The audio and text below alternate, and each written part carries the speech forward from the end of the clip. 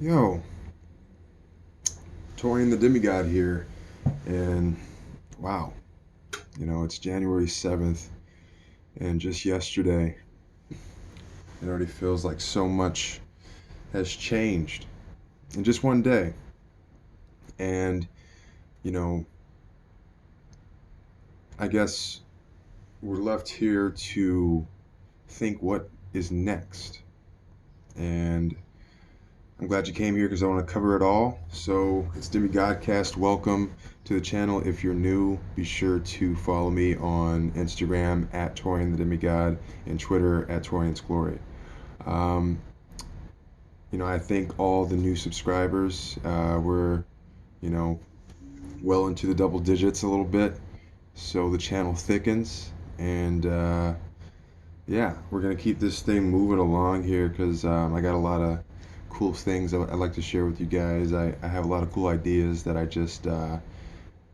try to meditate on these things before I come out with the videos so that I can make all the connections that I recognize beforehand. So let's get into it. A lot of people are comparing the storming the Capitol to the Black Lives Matter movement and some of the protests that were going on after the George Floyd killing.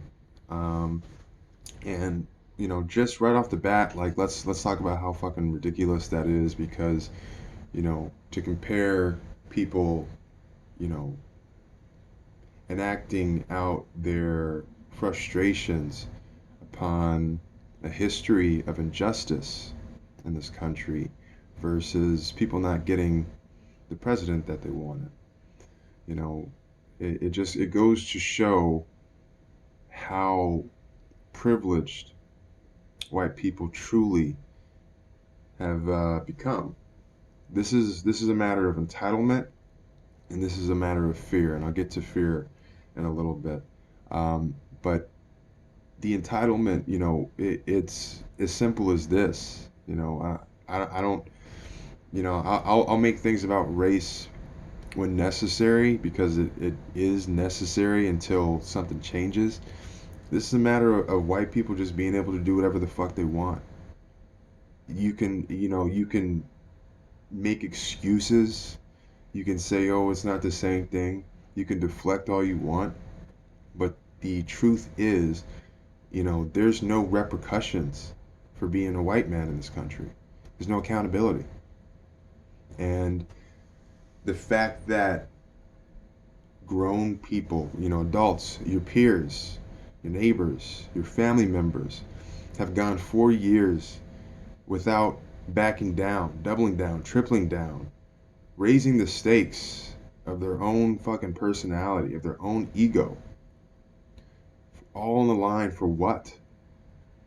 For a president that gives no shit. This president has probably given less of a shit about the people that supported him than any other president in history, hands down. And that, yeah, it's like watching, it's like seeing how much of America has daddy issues. That's what we're witnessing. Donald Trump is America to its core. Greedy, you know, unaccountable, unreliable when it matters most, selfish. You know what I mean? Now, granted, everybody in this country is not like that. But the fact that he was even able to be the leader of the free world, so to speak, it makes absolutely no sense unless you regard the money. If you look at it from a money perspective and how much, you know, wealth Donald Trump was supposed to make for people, which really didn't make the country a lot of money. We're in a lot of debt right now, much more because of him. Taking out upon himself to build walls and fund his, you know, his golfing sprees, pretty much. You know what I mean? I mean, look at this, America. Do you guys have any idea how much merchandise this president has sold in his own name? Make America Great Again hats, Trump flags, that all goes to him. He's a marketing genius. He's a con man. Okay, so it's always about what's the next biggest score. And America it was the ultimate fucking con. Okay, these people that stormed the Capitol, they got played. They got played hard.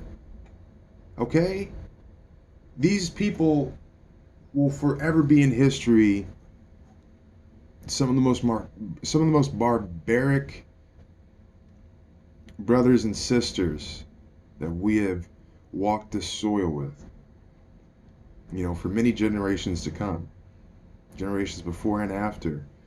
They're not going to see anything like this, and it's only going to make things worse. Do you understand what precedent this leads? What legacy is going to be left behind for those who fall anywhere in line with this idea?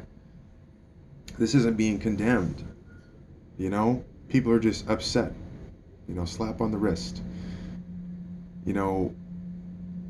Think about if all the childhood bullies in school all united together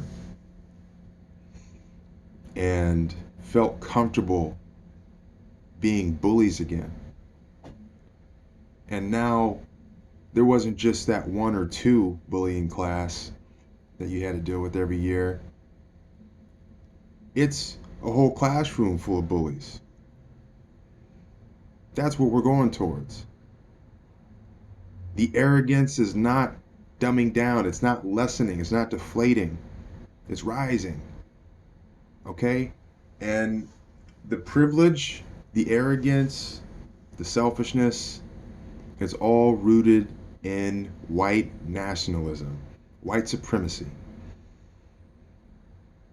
That is the reason why we are here. Christianity, one of the biggest tools for white supremacy.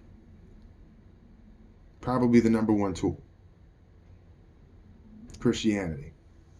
Because of how arrogant it makes people.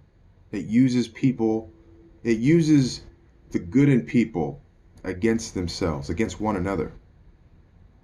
It takes your will and it flips it upon itself. You are now your biggest judge, your harshest critic.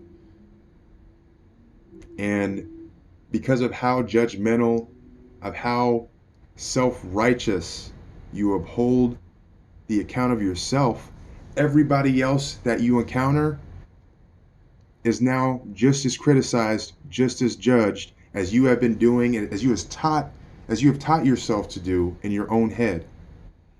So all the morality, all the things that you feel that you do wrong, that you're constantly beating yourself up over, slightly forgiving yourself for, when somebody else does it, it comes all out and you lash out and you cannot forgive them for something that you have done on a slight, for something that you are not, in any well position to be judging or criticizing somebody else for. But it's okay, they're Christian too. So it works that way. You can hold somebody else's ego accountable for your own. Let that sink in.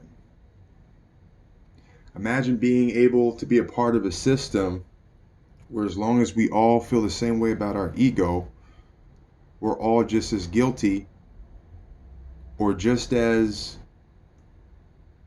not guilty. Just as free to do this thing, as long as we fall in line with believing that somebody as long as we believe in this one person on the planet that was better than everybody that ever will be on the planet. As long as we know and understand that he was better than us, we're good. We can just keep fucking up and never move on. That's ludicrous. And the Bible has very profound, very life-changing things in it. I'm not against the Bible. I'm against the interpretation and the misconstrued half-truth have truths that have been taught from the Bible. The Bible is fine. The way that it's been taught has been changed. See, there's and maybe not an infinite number of ways, but let's play the devil's advocate here, and let's say that there are, just to expand our awareness, just to lay way for change. Let's say that there is an infinite way to interpret the Bible, and that we have just been taught the one that is a way for us to live in fear of becoming anything greater than what we want others to be. So you don't want other people to be greater than you. And what Jesus taught, the original, the Yeshua, the Christ, we'll call him Jesus. Think of that as a nickname. But what Jesus taught was that we are all equal under the sun because of our consciousness. You see, your consciousness can unlock the gates of your subconscious. We all have a subconscious that is connected to a higher form of ourself. Okay? And the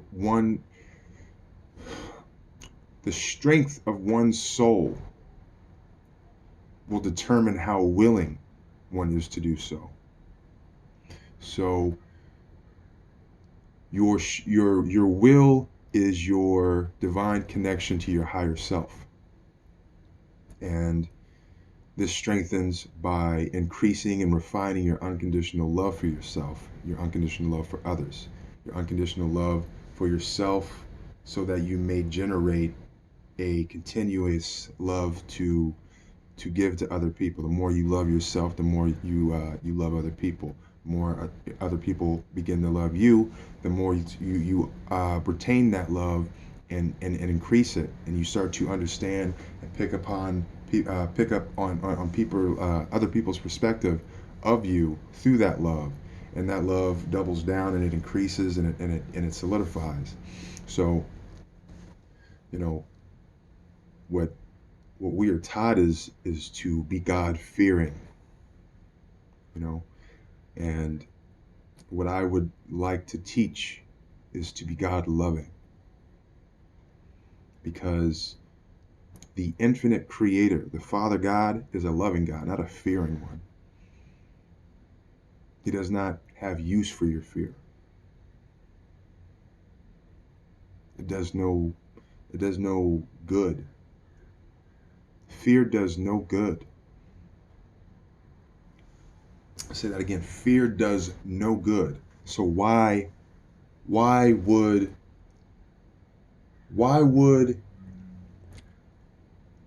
a being from the concept of infinity expect you to fear it? God-fearing man. That's what everybody wants, right? Everybody wants to be a God-fearing man.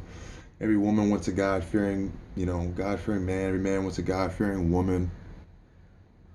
Why? Because if you live in fear, you won't do anything wrong? Too far behind.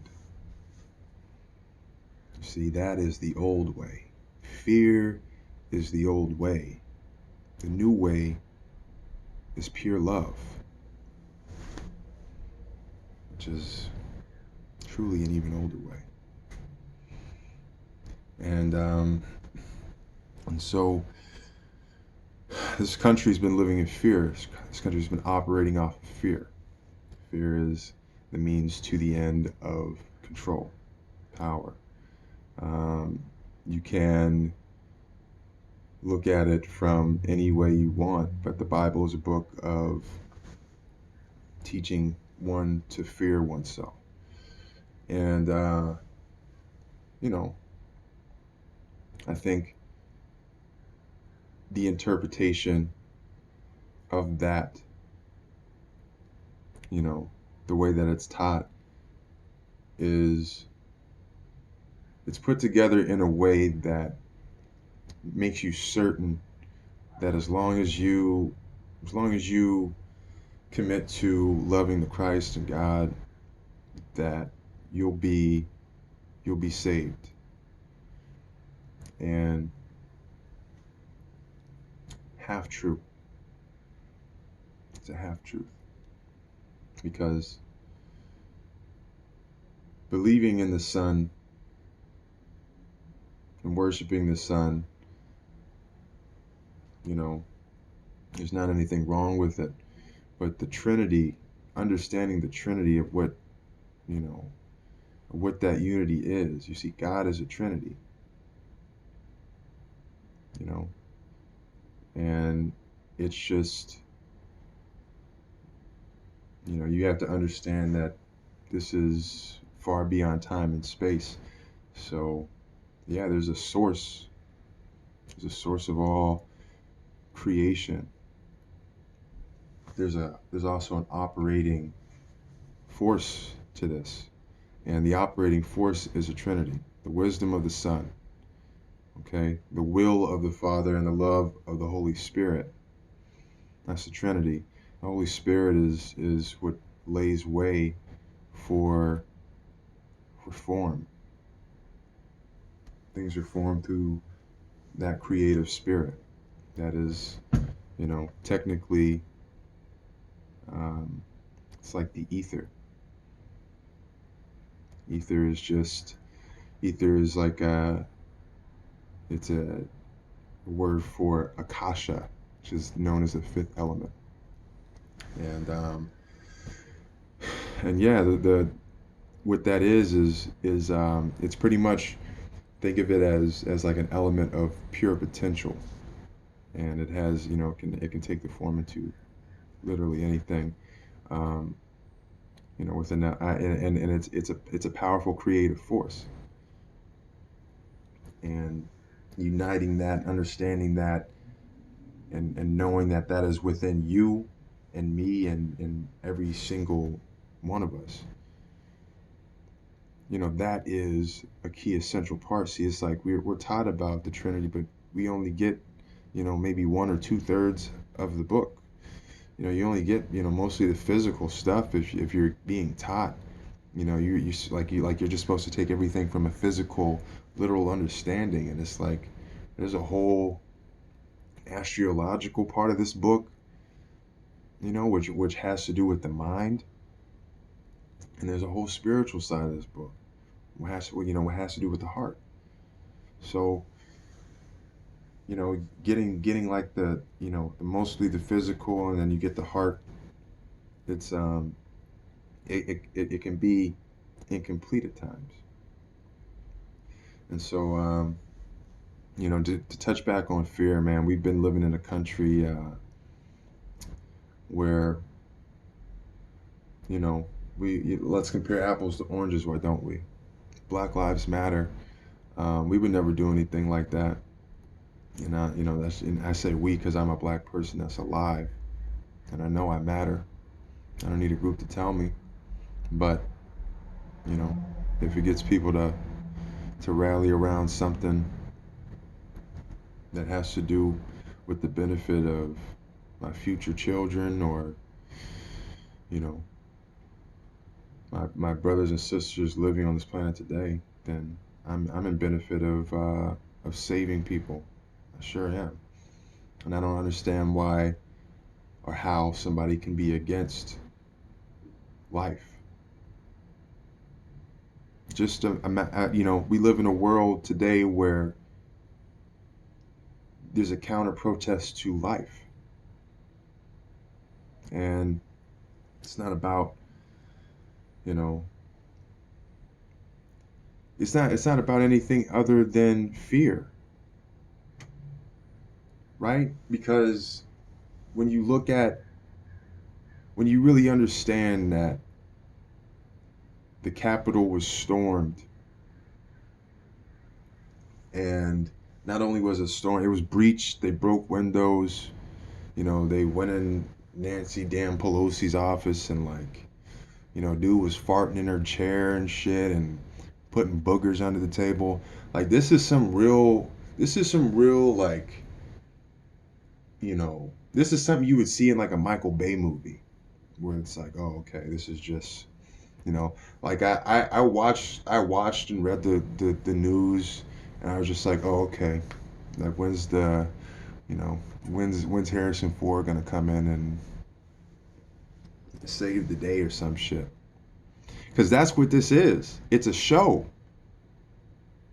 It's if you don't think that this is a show, you're not paying attention. You're not paying attention because this has shown me that no matter what, this country is going to do whatever it takes to maintain its whiteness, which is just getting away with being as fucked up as you possibly can.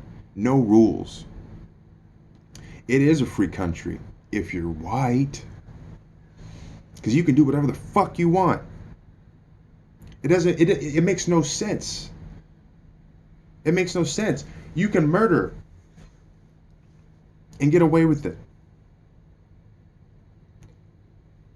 So what do we stand for? White people. The red, the white, and the blue. The red is the blood of the black.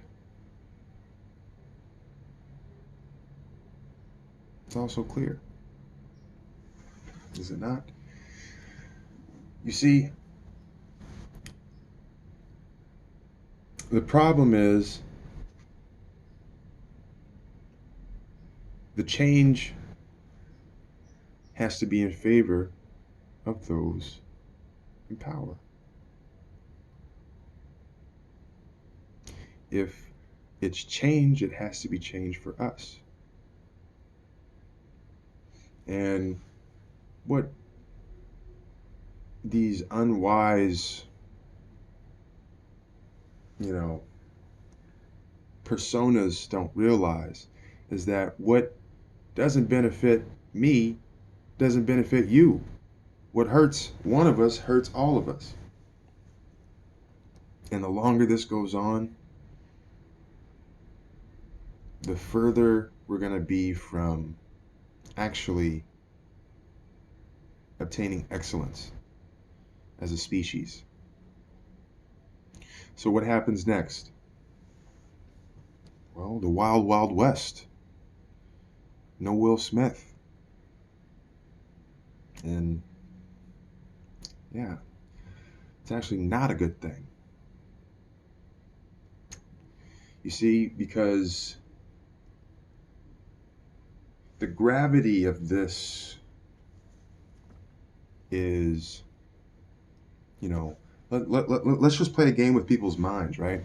Because when you witness this and you're a Democrat or you don't believe that this is a good thing, this can break you. Everything that you thought this country was, I mean, a lot of people, you know, this isn't surprising to me, you know, I knew this. I could have told you this when Donald Trump got elected. I'm like, oh, okay, when? When does this happen? When does the White House get burned to the ground? It's something that is going to formulate an anxious feeling of chaos that you know this reality that they've been gripping on is now out of their hands.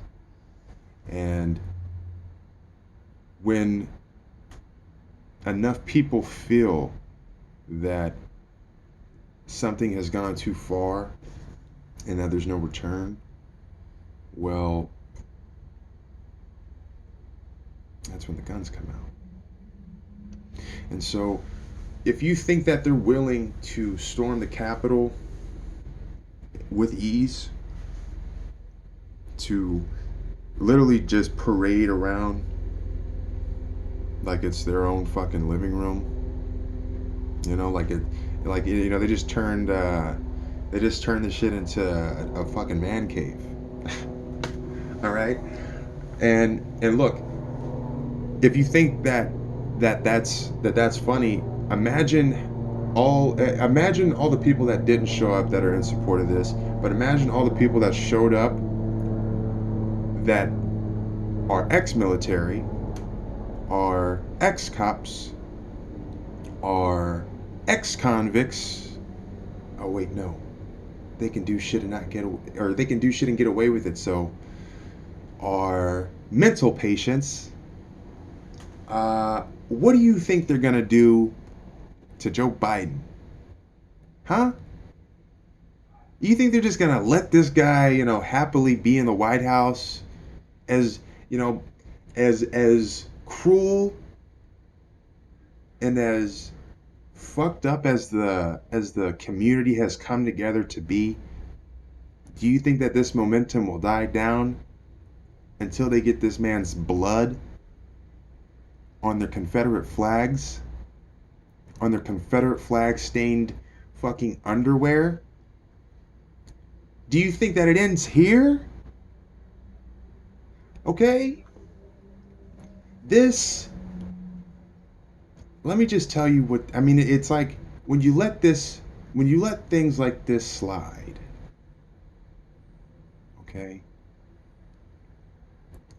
Not only are you showing the rest of the world how weak, how confused you are. Like, it's so easy to just go on, to just hack, Facebook or whatever, and just like, post some shit and get people to flip out. But let alone, actually have enough people convinced to want to do, harm to another person. These people are not going to stop because they now have a new power. Fear.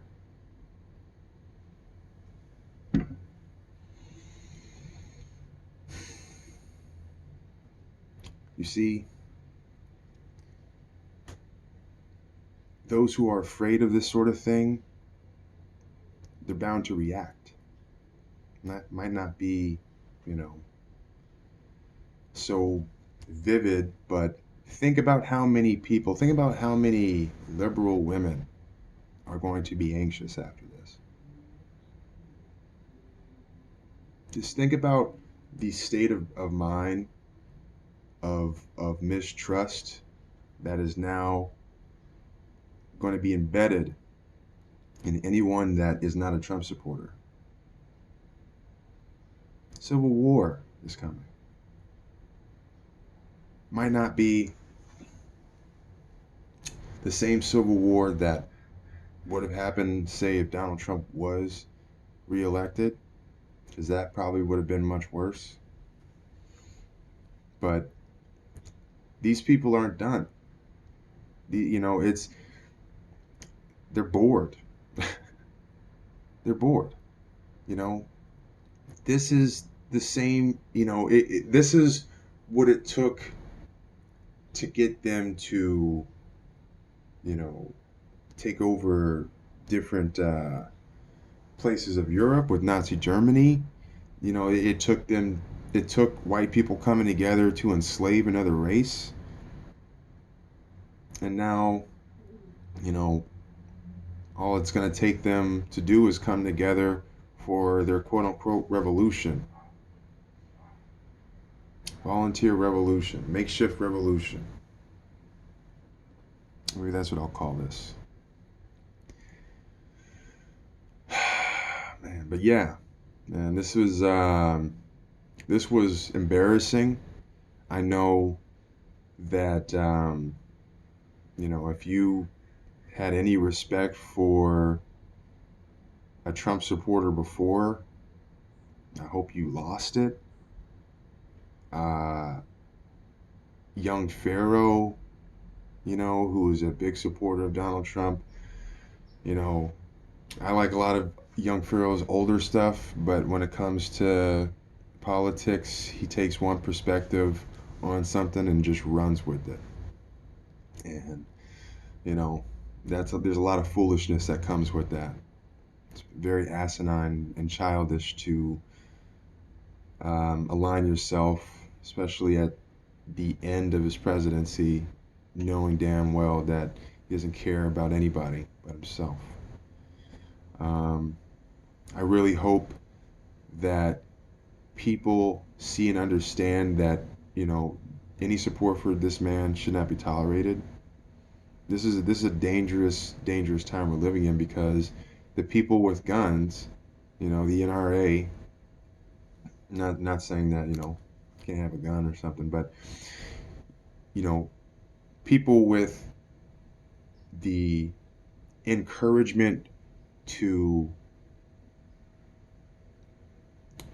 hold their beliefs, or, you know, hold other people accountable to their beliefs. Let's say that people that feel that that needs to be incited, they're gonna be the ones that are gonna make this world a more dangerous place. You see, they're ready for something to go down. They want the wild, wild west.